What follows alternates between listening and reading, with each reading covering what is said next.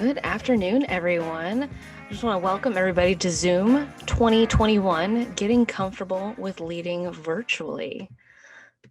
For those of you who don't know us, I'm Amanda Sutt, Creative Director and CEO at Rock, Paper, Scissors, and we are a branding and marketing firm that work with our clients to help them align their message and brand with their team, their community, and their audience. So they're speaking from one voice to achieve their vision and purpose. We've been in business for over 30 years, so we have seen a lot of changing and done a lot of changing ourselves, especially moving all of our meetings to Zoom in the last year, and had to help our clients with this transition a lot. So we're here today to share how to do this better, since we're going to be doing this for a while. And joining us today is our senior content marketer, Valerie Kinney. Hello, everyone. We're so glad that you joined us today. So before we dive in, we want to give everyone a heads up. This isn't just a presentation, this is a conversation. And we're going to be practicing how to use the Zoom chat feature in just a bit, because that's where we want all of our conversations to take place. So as we're going through the presentation, if you have any questions or comments along the way, you can go ahead and post those there, and we will discuss them in the Q&A at the end of the presentation. And for our friends who are joining us after the live broadcast, post away on YouTube or wherever you're watching this, and we will follow up with you as we can. All right. So we are, as Amanda said, living in a Zoom world. That's been our life for the past year when COVID entered the scene and the world just kind of came to a halt. And so that's been the new way to connect and collaborate for everyone, is these virtual meeting spaces. We've all been on our fair share of them, but for some people, learning how to conduct and present these meetings on a virtual platform in an instant kind of felt like being thrown into the pool without knowing how to swim. Zoom had about 200 million daily meeting participants by the end of March last year, and within a month that had increased to 300 million. So as we're still dealing with the COVID pandemic, it means virtual meetings are here to stay for the foreseeable future. And so we wanted to share some information with you that will help you become more comfortable leading in this format. We've had several clients and friends of our business over the past year come to us for help. And so we thought, hey, this might be something everybody else wants to know about. Okay, so we mentioned earlier, we're going to practice using that Zoom chat feature. So first, we want to get started by asking a couple of questions. And the first one, we want you to tell us some Zoom meeting experiences you've been in that you've really enjoyed. And then while you're thinking about those and starting to post that, also think about what's made a Zoom meeting a dud. So what's just made the experience bad and you felt like that meeting wasn't successful. This doesn't have to be a meeting that you ran, it can just be one that you attended. And while you're thinking about that, we're going to go ahead and dive in. Exactly. So to be truthful, there's some real perks to Zoom meetings that we're more than likely going to keep. So as you guys post in the comments, just think about things that you've really liked about Zoom meetings or things that you really hate about Zoom meetings. Either way, we want to start hearing from you guys to really work through what you guys are enjoying in there. I think Valerie might kick us off and add some things in there that she's liked and disliked just to get the ball rolling. All right. So I want to, before we even get into like the function of Zoom and all how to use the technology, I do want to talk about what makes a good meeting, because as we start to look at what this is, more than likely, a lot of this started from the planning phase of the meetings. And so we wanted to actually go through and walk through what we call our launch process. And this is what we do before we do any type of event, specifically Zoom meetings. So I want to walk you through our 3-step process with this. So first up, we have plan. And in the rock, paper, scissors world, and if you're any of our clients, you know that content comes before creative, and we preach this. And this is really important because it helps us focus on what we're going to be talking about, and also gets us to focus on the result of the program. And if we start with the result in mind, this also helps us focus on who our audience is and what we want to accomplish. So this planning phase is super critical. You hear me say this a lot, that you wouldn't build a house without without plans. So why would you do this for your marketing? So once you have your marketing in place, then we create. So we take that content and it becomes really easy to design or build whatever we're doing, because we know what we're going to say and we know who we're talking to. And this is where we create all of the elements of the program that we're preparing to launch. Then we go into phase 3, which is launch. And so if you like the 3-step process, good, because we have another 3 steps to once it goes into launch. So once you've done all your planning and creating, we're launching. And the first part of launching is promoting it. And this is getting the word out and getting everyone excited about your event. We're going to just focus on the Zoom one right now.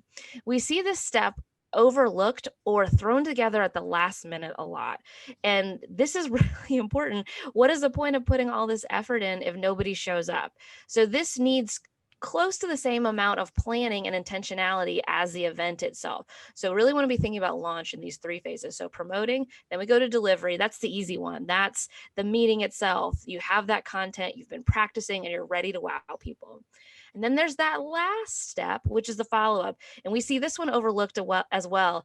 And what do you want people to do after the event? How do you want to build loyal followers who keep coming back because they had a great experience? How do you want them to take action? Do you want them to wait for the next thing? You have to think about what that is. And you want to be really clear with your audience what that next step is.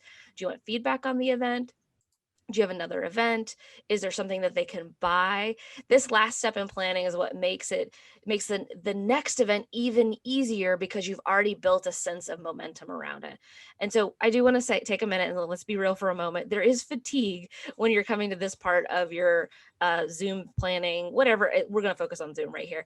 And there's a lot of times it's easy to put this off. And this is the important and not necessarily urgent step. But this is a step that the most successful brands know it's worth putting the energy into, because I'm going to use that term again, momentum. It builds that momentum because you already have people ready to go.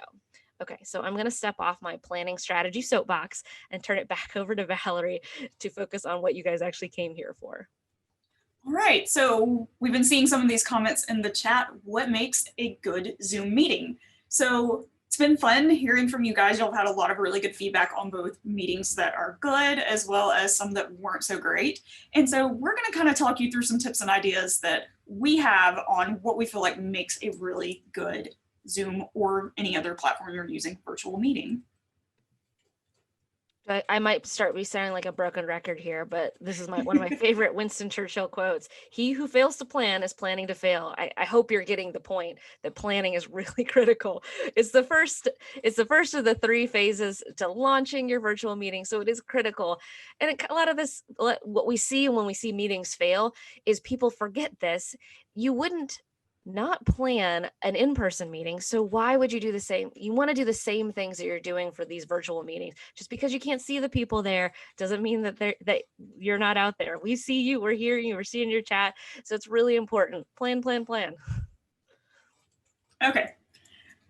We touched on this a little bit earlier as well, but when you're starting to think about planning and designing a really spectacular Zoom meeting, something that everybody's going to walk away from actually enjoying having attended, you want to start with the end in mind. So what is it that you really want to achieve with this meeting and help people understand as they're walking away from it? Mm-hmm. Then you want to be really clear about what your purpose is. And you want to define this purpose for the meeting. And this really is getting into why you're having it. Like in this picture here, why are we going to climb this mountain? So understanding that purpose in this planning phase is so important because it gets everybody on board. You're going to more than likely be, engaging people on your team to help you out with this. And then you also need your customers, your audience, your volunteers, whoever you're engaging with. They need to understand that why as well. They're going to be more likely to engage with that sense of purpose, because we're hearing a ton about Zoom overload, and there's so many Zoom meetings. So how do you start to stand out from the crowd? How do people make time for your meetings? And having that why is really critical. And then it's also worth being very specific about what's the desired result. Sometimes this is the same as your purpose, but sometimes it's not. We're borrowing this, and we live by this when we're planning our meetings. Michael Hyatt is the one who really outlined this in his book and his program called No Fail Meetings. And we were using this pre-shutdown, and man, it really helped us pivot really a lot faster because we had this framework in place. And so just to kind of give you an example of how this could be different. So instead of, for instance, we could be reviewing your Q2 website stats and plan for Q3 and 4. but we would want to get more specific. Our purpose would be to review the website stats and brainstorm for the updates and improvements we're going to make during Q3 and 4. So that really clarifies our desired results, is that we want to brainstorm the updates of what that is. That clarity really makes a big difference. And when you're doing this, so if we're doing something more interactive, you want everybody to understand what are we focused on. So somebody doesn't take, that person in your group who gets an idea and will take your group down a path you didn't intend to. It's really easy if you don't have that specificity in place.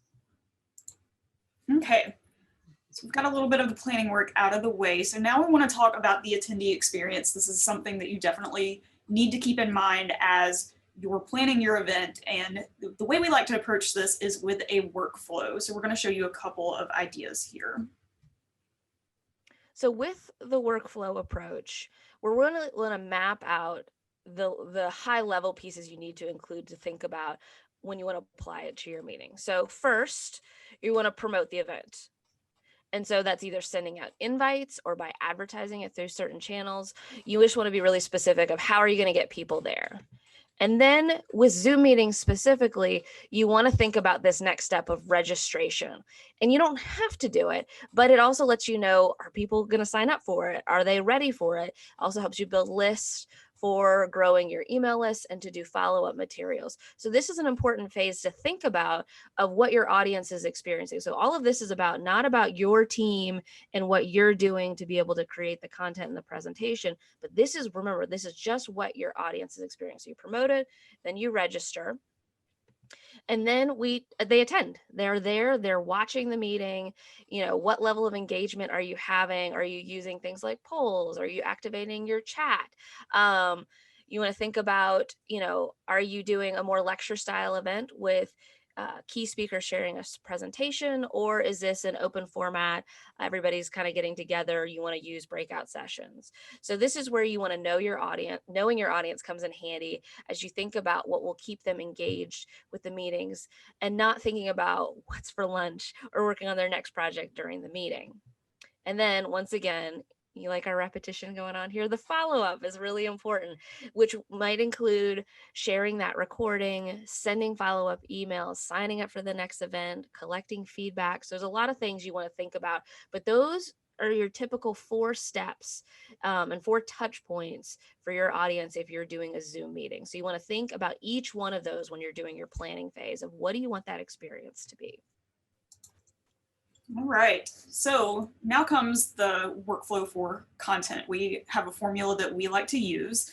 And as we're going through this, the reason that we bring this up is because you want to remember to avoid creating that sense of information overload that Amanda talked about earlier with your audience. We're all sitting in these meetings, and it can be really hard to keep one meeting separate from the other if you're just sitting in meetings that feel very redundant and repetitive. So the way we like to do this is through inspiration, education, application, and implementation. So this first step is to start with inspiration. This helps your audience get excited about what you're presenting, helps them stay focused throughout the meeting.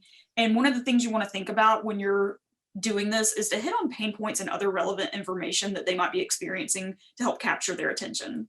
The next, you need to educate your audience, give them the technical knowledge that they need in the context of this meeting and how it relates to them. Then you're going to start applying this knowledge. And again, it's specific to the context of your audience, what they're experiencing, what they're going through, and how you can help them or the information that you are sharing. And then finally comes implementation. This is the last part of this content equation. It takes everything that you've presented and allows your audience to begin working through it with some hands-on experience. Okay, now let's get into the actual features of Zoom that will help you set up and conduct your meeting. So first, we have roles within Zoom. You're always going to have a meeting host. So this is the person that schedules the meeting. They have full permissions for admitting meeting participants, allowing attendees to share their screens. They manage the language translation interpretation features, and much more. You can also assign one co-host, or you can have multiple co-hosts as needed. And these people should be in the kind of admin and supportive role of the meeting host. They're helping with the attendee controls. They're starting and stopping the meeting recordings and taking care of anything else along the way. Sometimes they might be helping an attendee troubleshoot an issue that they're having.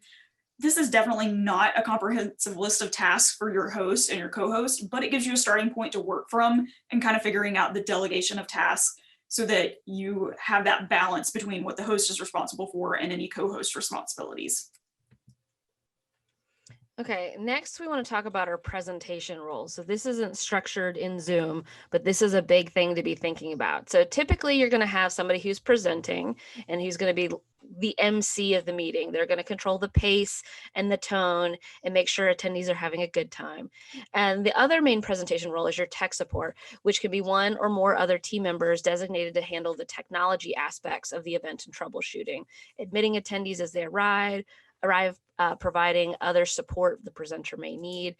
This individual should also know if there are any co-presenters and give them permission to share screens if needed, as well as launching breakout rooms and polls as needed. Avoid your presenter handling the tech support, as this can create downtime if anything goes wrong. And so just a tip, there's always something is going to go wrong, so you want to be prepared. So just kind of give you context of exactly what's happening. You know, Valerie and I divide up all of our webinar meetings. I'll lead this as presenter. I'm going to control the pace and the tone and working through that. And then Valerie's running tech support. Now she's going to step in and she's going to talk and share her part, but we also have this set up in a way that if for technically something goes wrong, I have all of Valerie's notes and I can just keep running that meeting. So we've really worked through and we practice every time we're going to have one of these webinars beforehand to run through, okay, what features are we using? Who's speaking when? So that we're ready to pivot when we go through. So if there's only one thing you take away for preparing for your next big Zoom meeting is practice. It's, you know, it is what can make or break it, because you get more and more comfortable with the technology and more comfortable, because things will go wrong in your presentations. We actually had probably the worst dress rehearsal ever for this Zoom one, which was delightful irony there. But so far we haven't had any technical glitches. I'm going to knock on all this wood to make sure nothing happened so far, but that was nice because we were ready for it. We're a little bit more high on alert today because we're like, okay, what else could go wrong? But that really set us up for success for today. So just know that not everything is even smooth for us. And we do this, I think, every day we're running somebody's meeting. So all right, so once you have determined your roles, now you can set up the technical aspects of Zoom. So I'm not going to go into a ton of detail on this, because what we're starting to do is we're starting to set up a whole bunch of short videos on a YouTube channel just for this. And when I say short, these are like anywhere between 30 seconds and 3 minutes, so that you can look at just the specific thing that you're working on. Because a lot of times when you're doing a Zoom presentation, you're not going to do all these back to back to back. So we're launching this so that you guys have access to this at all times. So we'll send out links to our new YouTube, and it's actually not just our channel, we're setting up a specific Zoom playlist. So we'll walk you through how to set that up. And that means that you can pull up that video every time you're setting up a meeting, pause it when you need to, and go through it. So we're trying to build more resources. And that also being said, if there's specific videos that you would like us to add to the playlist so you have access to them, let us know. We want to invest in creating these videos for all of our clients and all of our fans out there, because this really is, we need it, because if you're not doing it every day like we are doing it, it's really helpful to be able to have those resources. Okay. Next, I want to talk a little bit about presenter setup. This is a little bit of a meta moment going on here, because I'm looking at a picture of almost exactly what my desk looks like right now. So I will go ahead and say, the more screens you have, the bigger they are, the better. As running Zoom meetings can involve a lot of materials such as slide decks and a lot of different Zoom windows. So we advise the presenter and the tech support have a similar setup. And we do actually recommend a laptop and a second monitor. That seems to work a lot better.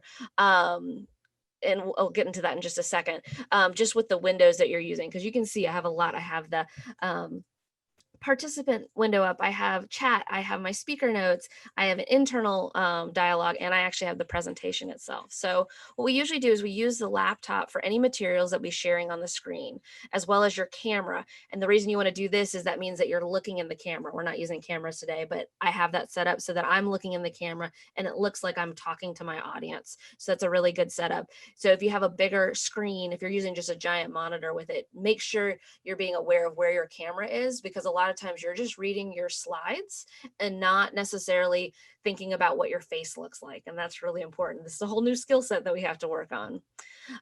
We then typically use a second monitor for the chat windows, monitor participation if needed, house speaker notes, and then we actually double up and we use an internal communication channel. We prefer Slack just internally, and then that's how Valerie and I do typical behind the scenes, so that our comments back and forth to each other aren't getting lost in the chat. Some people do like group text messages. That works really well. I've done that with a lot of our nonprofit facilitations, where we just set up at the beginning of the meeting where everybody's getting ready about 10-15 minutes before we start a text message thread, so we have everything there so that we can kind of think about like in like theater with little comm system, we have our headsets. That's how we're making sure we can talk to each other for that panic moment, so nobody in our audience actually sees it happening. And then we also highly recommend old school pen and paper, handy to write things down. So if you want to fix something for next time, you need to adjust it.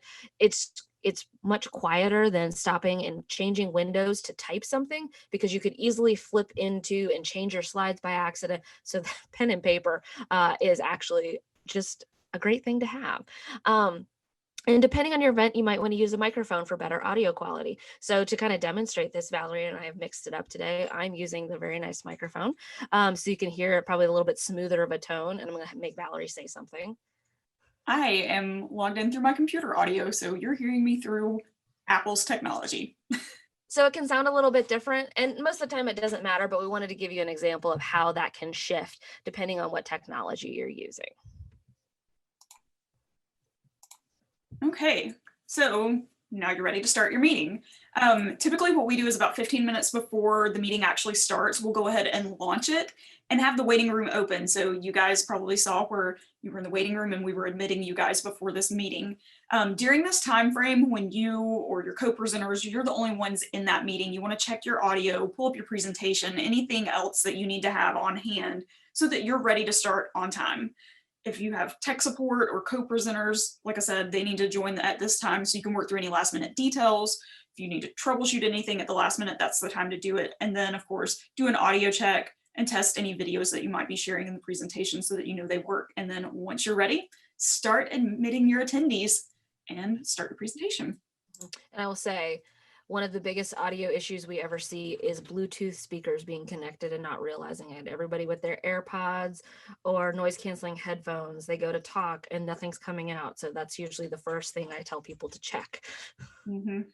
All right, so let's get a little bit into video controls, because this is where it kind of gets fun, where we can do a lot of different things. So Zoom has a few video control features that can help make your meeting more engaging and even allow for greater attendee participation. So these features are things like screen sharing, which we're doing right now with the presentation, video pinning and spotlighting, we'll get into the difference, and then remote control.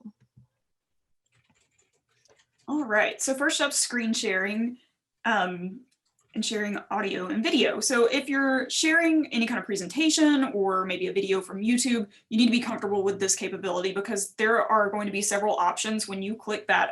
There is a feature in the bottom of the screen if you're presenting, and it'll say share screen. And when you click that button, you're going to have multiple different views come up for how you can share your screen. And so you want to choose carefully, because you don't want to share a screen that might have sensitive information that you don't want the public to see. Or if you happen to be sharing a browser window, you just want to be sure that beforehand you've cleaned up your tabs and up at the top, and then be aware of any quick links that you might have bookmarked at the top of the screen, and just think about whether or not you're okay with other people seeing that. And then when you're sharing the screen, you also have options for sharing your sound.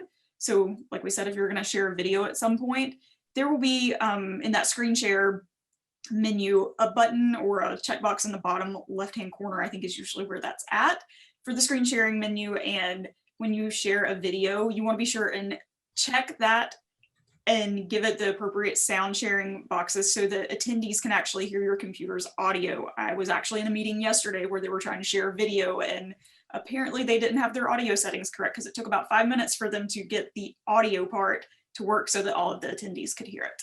Mhm. And you might be wondering why we're not showing you this. Zoom won't actually let you show people what's going on in the background, hence why we created these videos, so you can actually see what that looks like. So we have a little weird meta moment going on, but know that that video is there to walk you through where that checkbox is and what that looks like. Okay, pinning and spotlighting. So this is useful when you're either in a big group or breakout sessions. You can highlight video from specific people. So this is really like when people have cameras on and they're engaging with each other. Pin screen allows you to disable the active speaker view and only view one specific speaker. Spotlight, on the other hand, puts a user as the primary active speaker for all participants in the meeting. So this might be really good if you have a keynote speaker that's giving an address.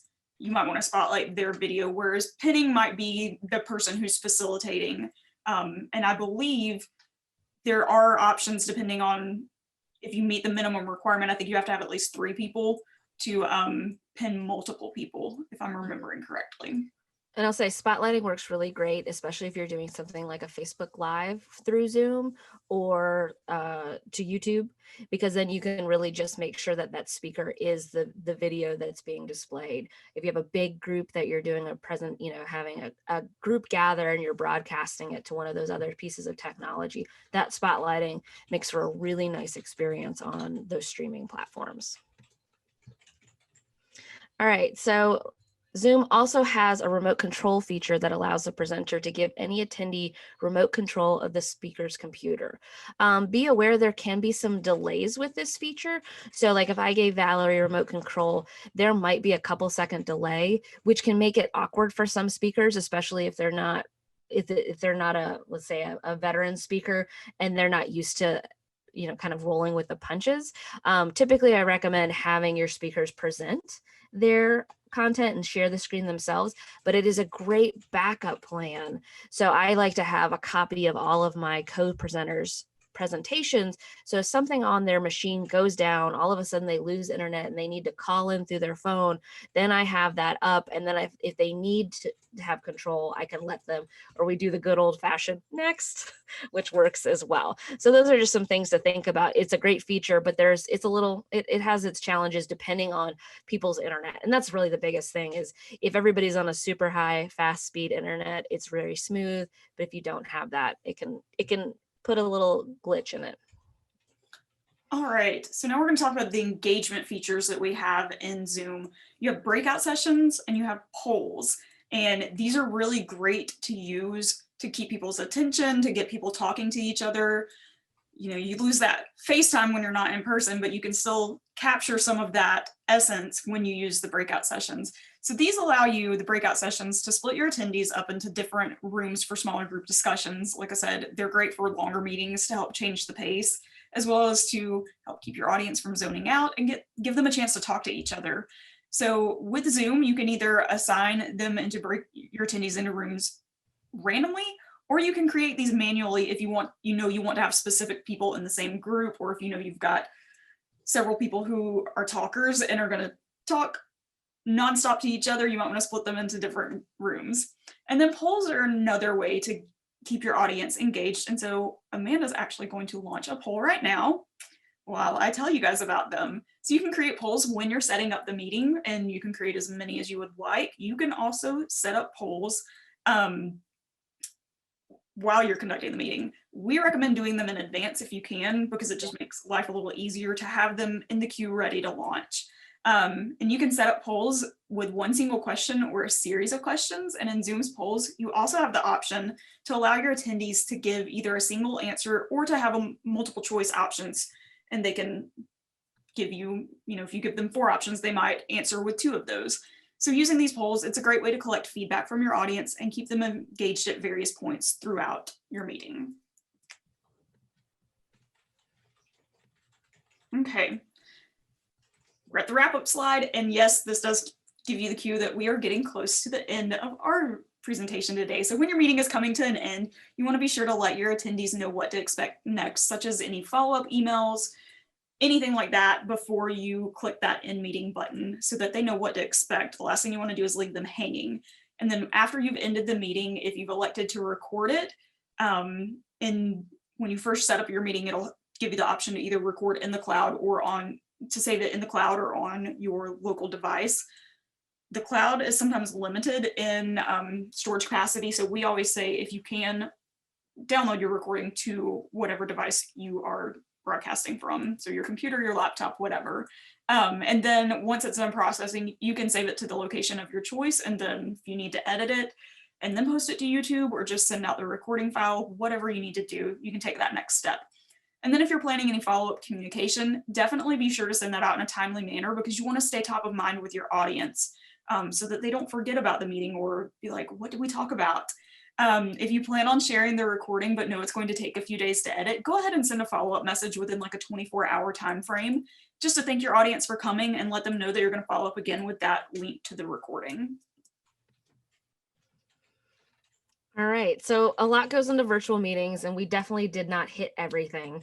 As we said, we have a lot of videos that we're starting to populate on that YouTube playlist. We're going to be rolling out more in the next couple weeks as well. And as I said, if there's anything you guys think of, please let us know, and we'll definitely start creating more and more of these. Just we want to make them short, easy to find and work through. So before we wrap up and send you on your merry way, just want to hit on our top 3 tips for Zoom meeting. First is practice, practice, practice, practice, practice. It's the only way you're going to feel more comfortable using this kind of technology, and just getting used to it. That's a lot of what it is. It's any other skill you have out there, you got better at it by practicing it. So second one is keep up the energy. So be aware of dead time. If the unexpected happens and you have to troubleshoot on the spot, have an idea in your back pocket for keeping your audience engaged, so there isn't awkward silence, or laugh about that mistake or whatever it is. There's great ways to be able to engage people that way. And then try and mix up your content about every 20 minutes. We have much shorter attention span on Zoom, and that just helps thinking about, all right, if you're going to do, I was on a 4-hour Zoom meeting this morning. They did a really good job of breaking it up so that it didn't feel like 4 hours. And that's a really critical part of this. And we're sitting down at our computers more than we have before. So how do you make it so we don't, as we like to say, they don't zoom out? So with that being said, we're closing out. We want to open up the floor for any questions. So please post them in the chat if you haven't already done so. And we'll get started with a few questions that were sent prior to the webinar. And we're also going to share another poll just to keep practicing, so you guys get used to, just to get a little feedback on the presentation, so that we know how to make our presentations better and more effective for you guys. So first up, what do you do if something goes wrong in the middle of a meeting or presentation? How do you recover from a mess quickly?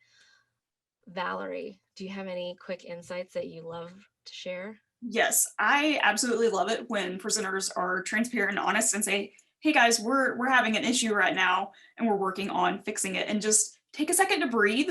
Like, it's okay, it's not the end of the world. I remember in college, that's what I got so nervous about. Studying broadcast journalism was like, what do you do if you like mess up when you're on a live shot or whatever? And I remember one of my teachers always said, just take a breath and keep going. It's going to be okay. And I would say too, that might be a good time to get people talking in the chat while you're trying to resolve the issue, troubleshoot, whatever it is. You might want to say, hey guys, while we're resolving this issue, tell us your Starbucks order in the chat box, or what are you looking forward to this weekend? Just to keep the momentum going, it keeps your audience engaged and talking with each other, and then you can focus on resolving that issue and bringing everybody back in. So that's my suggestion, is just to take a breath, distract your audience, and then work on recovering. And that's when you're having the presenter and tech role clearly defined works well, because you have somebody who's going to engage with your audience while the other person's figuring it out. I was actually on a Zoom webinar this morning with Disney, and they had some major technical glitches, and they did exactly that. And I was like, oh, good. If Disney has glitches and they handle it the same way we do, that's fantastic. Bobby, I just saw your question. How do you make someone a co-host?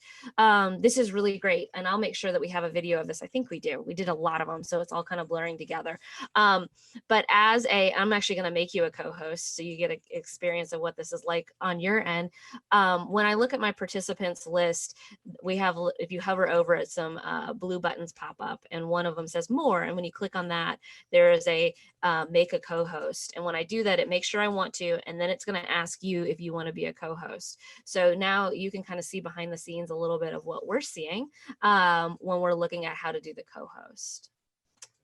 All right, Beatty, if an invitee, not the host, has a PowerPoint to share during the meeting, can he add it, or does the host have to add it? Great question. One of the important things is to make sure your Zoom is set up to be able to allow your attendees to share their content. So typically, if we're going to have a co-host or we're going to have somebody share their PowerPoint, I'm going to make them a co-host just to give them a little bit more control. But they should be able to use the same screen sharing buttons that anybody else can. Like right now, the way we're set up, I would have to turn off my screen sharing. And then when I did that, that would allow you to be able to share. So that's usually the only hang up, is if your host is sharing, they're going to have to turn it off. And actually, if anybody's sharing, they're going to have to turn it off before the next person can, but anybody can do that. And then as a host and a co-host, we have a little bit of extra control that if we get like a Zoom's troll who's coming in and trying to disrupt, we can shut those down. We can kick those people out. So those are just some good things to be aware of with that. And then follow up, recognizes Zoom. What other providers are y'all experienced with? So other than, I'd say most people are so used to Zoom that it's the best tool right now. Teams is probably the second most popular one, but it definitely has some challenges with it. It's not quite as slick and smooth. I mean, Zoom has been around for a while. We've personally been using web meetings probably close to 10 years. So we've had our fair share of different technology that we've flipped around. I think at this point we've been using Zoom for close to 4 years, and nobody is competing with it, and just the accessibility, and part of it is everybody has, or most people have it now, and they understand it. So it's a lot easier to get people to engage and participate. So that is why it's becoming the default one. You'll see Teams a lot more popular, like if you have an institution that like a college, for instance, who everybody uses Teams within the organization, they'll do a lot more of those. It just, the level of engagement, it's a newer tool, so they just don't have quite the, just the experience to come up with what that it looks like. And then I have one final question. We actually just got to test this week with Zoom interpretation. There's a new, not necessarily a new feature, it's about a year old, that you can actually bring in a translator, and it's a pretty slick feature. We'll make sure that we make a video of it. It just gives a special permission to somebody to translate, and you can have as many languages basically as you want, as long as you have a translator for it. Participants can then choose that language, and what it does is the main person who's speaking's audio gets dropped to about 80%, and then the translator's voice is over it. So the people who are listening, for instance, in Spanish, they can still hear the voice of the speaker, but they're really hearing the interpreter. So it's a really, really slick process for that. Okay, what do you recommend for participants to hear you well if the presenter you are having to physically move around away from the screen, i.e. teaching yoga classes? Get a mic. They're super cheap. Oh, well, if you get cheap ones, they'll probably break, but they can be super cheap. Just go on Amazon, get a little clip-on wireless lapel mic, clip that on, and then you'll hook it up usually via Bluetooth to your computer. And that means that that microphone just moves with you, so that you're never having to think about that screen. I've seen them as cheap as $10. I mean, it's a $10 mic, so it might break. If you get a $10 mic, I'd say go ahead and buy two. But there are some definite other ones. Rode, ROED, I think is the name, makes a really nice one that hooks up to you can use it with your phone or anything, but once again, it's a clip-on mic. So that's really fantastic. Yeah, and Bobby, we'll talk to you about, we can definitely share more about that. We just did that with United Way. We tested it for the first time this past Tuesday, and it went really well.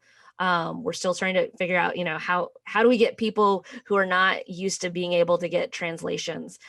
So would love to kind of connect and find out what you're using, what's going on with your organization, to see if we can help figure that out, because we want to get as many people using this as possible, because we're a Gwinnett-based company, we're living in that.